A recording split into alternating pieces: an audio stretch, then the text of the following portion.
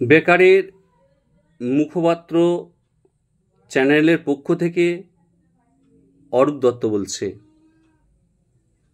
একটা গুরুত্বপূর্ণ মামলা, প্রাইমারি বিষয়ক মামলা, যেটা হাইকোর্টে চলছে,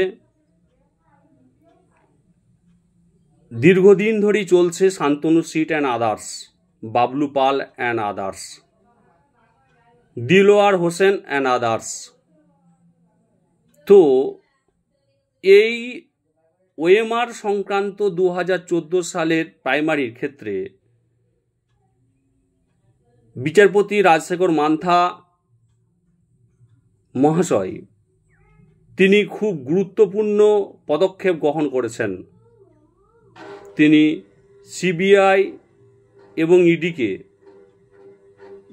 দেশ এবং দেশ ছাড়িয়ে যে কোনো জায়গা থেকেই হার্ড ডিস্ক উদ্ধার করতে বলেছেন।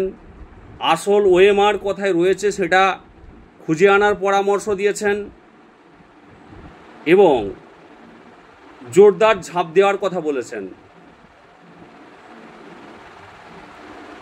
কিন্তু বিচারপতি তার দিক থেকে তিনি বলতেই পারেন, তিনি তার বলা ছাড়া তো কিছু করার নেই। তিনি তো আর ফিল্ডে নেমে তদন্ত করবেন না, পারেন না, সম্ভব নয় করা। তো 2022 সাল থেকে সিবিআই ইডি তদন্ত করছে অলরেডি। অনেক বিচারপতি সিবিআই ইডিকে বারবার তদন্তর জন্য সঠিকভাবে পরামর্শ দিয়েছেন, কিন্তু এমন জলঘোলা হয়েছে, সেই জলঘোলার পরিপ্রেক্ষিতে অরিজিনাল যে ওএমআর, সেই ওএমআর কখনোই সিবিআই ইডি ফেরত পাবেন বলে আমার ব্যক্তিগতভাবে বা অধিকাংশ আইনজীবী মহলের ধারণা যে কোনোদিন তারা এটা খুঁজে পাবে না। যদি পেত তাহলে সেটা অনেক আগেই পেত। কিন্তু সবটাই কি নষ্ট করে দেওয়া হয়েছে।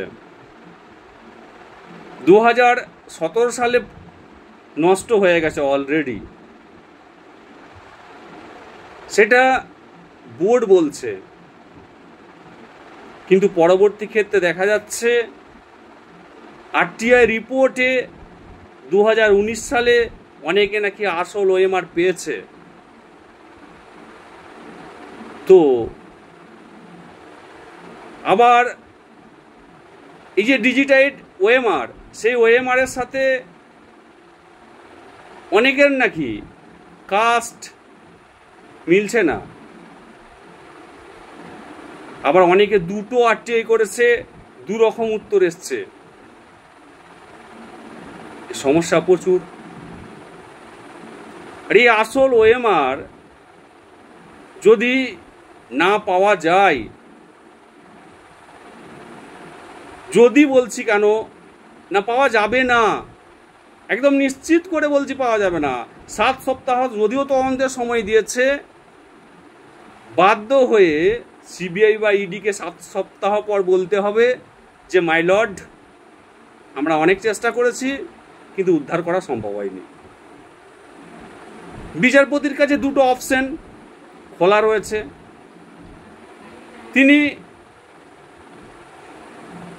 বোর্ডের সিনিয়র আইনজীবী সুবীর বাবুর কাছে জানতে চেয়েছিলেন সবার শেষে যে এই পিটিশনারদের জন্য আপনারা কি করছেন, আপনাদের চিন্তা ভাবনা কি, যে এরা 2019 সাল থেকে রাস্তায় রাস্তায় ঘুরছে, আন্দোলন করছে, এরা বঞ্চিত। এনাদের জন্য আপনাদের ভাবনাটা 7 সপ্তাহের মধ্যে জানান। এনাদেরকে আপনারা কি চাকরি দিতে চান, কিভাবে চান, সেটা এপিটোপিট দিয়ে কোর্টে জানাবেন। তারপর আমি অর্ডার দেব।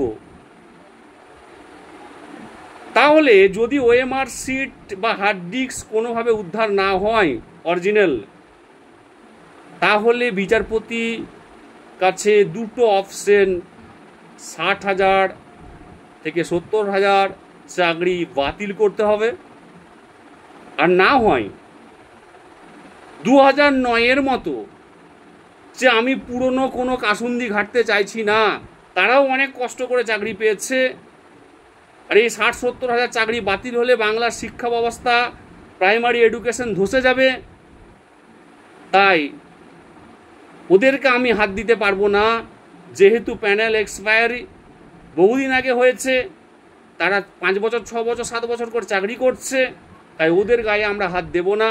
2009 সালের মতো যে অর্ডার আমি দিচ্ছি, এই পিটিশনারদের চাকরির ব্যবস্থা করা হোক। কেমন করে করবে, কীভাবে করবে, সেটা কোর্টের কাছে পর্ষদ বলুক। সেইভাবে পিটিশনারদের যদি চাকরি দেয়, তাহলে অনেক বঞ্চিতই হয়তো চাকরি পেতে পারে। সেটা বিএড হতে পারে, সেটা ডিএড হতে পারে। এটা 2016 রুলস অনুযায়ী হবে। এখানে আনটেন্ডরা চাকরি পাবে, কারণ 2009 সালে আনটেন্ডরা চাকরি পেয়েছে। সুপ্রিম কোর্ট যতই বলুক যে আর বিএড নিয়োগ হবে না, কিন্তু নিশ্চিত করে বলছি 2009 সালে যারা ক্ষেত্রে যারা চাকরি পেয়েছে, তারা এই 23-25-এর ব্যাচে সরকার তাদেরকে ডিএড করাচ্ছে। তাই 2016 সালের ক্ষেত্রেও যারা নন টেন আছে বা বিএড আছে, পিটিশনার ভিত্তিক যদি রায় হয়, তাদেরও একটা সামনে বড় সুযোগ আসতে চলেছে। 100% নিশ্চিত যে 60 থেকে 70,000 ছেলে একত্রে চাকরি যাবে না। বিচারপতি হয়তো এই ধরনের সিদ্ধান্ত নেবে না। এটা আমার সিদ্ধান্ত নয়, এটা হাইকোর্ট পাড়ায় কান পাতলেই 70% আইনজীবীর কথাবার্তা।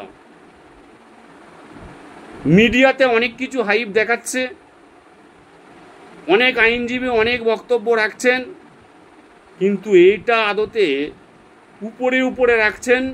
সবাই 26,000-এর প্যানেলের উপর নির্ভর করে হয়তো এই কথাগুলো বলছেন, কিন্তু প্রাইমারি এবং এসএসসির মধ্যে অনেক ফারাক রয়েছে। প্রাইমারির ক্ষেত্রে একমাত্র টেট হয়, টেটের মাত্র 90 পেলে 3, বা টেটের জন্য ধার্য রয়েছে মাত্র 5 নম্বর, বাকি নম্বরটা কিন্তু একাডেমিক নম্বর। এসএসসির ক্ষেত্রে 100 নম্বরের পরীক্ষা হয়, একাডেমিকের ক্ষেত্রে নম্বরটা অনেক কম। আর প্রাইমারি নিয়োগের ক্ষেত্রে শুধুমাত্র টেটের উপর ভরসা করে কি হয় না, নিয়োগ হয় না। একাডেমিকটা বড় ফ্যাক্টর করে এবং ইন্টারভিউ বড় ফ্যাক্টর করে। তাই টেট এই ক্যান্সেল এর পথে কতটা বিচারপতি যাবেন বা হাইকোর্ট যাবেন, সেটা বিবেচ্য বিষয় রয়েছে। তো একদল চাকরি আদতে যতটা মনে হচ্ছে আইনজীবীদের সঙ্গে কথা বলে, যে আর একদল ছেলে মেয়ে প্রাইমারি 2014-কে কেন্দ্র করে চাকরি পেতে চলেছে। আর এবং 2014 নিয়ে আশা করি সমস্ত রকম যে কেস, সেগুলো আর সম্ভবত হবে না। কোর্ট সম্ভবত আর পারমিট দেবে না। 2014 সালের কে কেন্দ্র করে যে জটলা শুরু হয়েছিল, সেই জটলা প্রায় মিটতে চলেছে। আর হয়তো 7 সপ্তাহের মধ্যেই একদম নিশ্চিত যেটুকু ভিতরের খবর, সেটুকু আপনাদেরকে দিলাম। ধন্যবাদ, সকলে ভালো থাকবেন।